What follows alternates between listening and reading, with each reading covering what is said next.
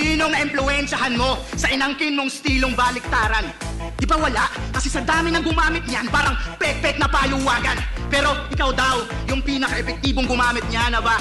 Masubukan nga. Para akong testigo sa korteng pumanig sa kapila. Kasi babayaran ako upang magbaliktad ng salita. Ahon game!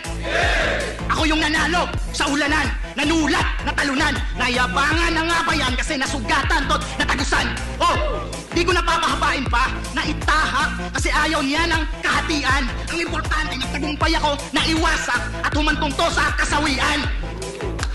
Yan yung mga sinasabi kong salitang hindi mo pa nagamit.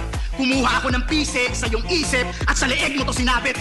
Kung hindi ka na etis ni Apex, ngayong ahon ako magpapatuloy sa mala Kenshin yan dating. Yung kathanyang kathana, ididiin ko ng palihim. Oh, di natila salat, talasalitaan ko. Di mo ba napansin, Brad? Ito'y paghaharakiri gamit sa kabato. Pagpapakamatay gamit ang talem na pabaliktad.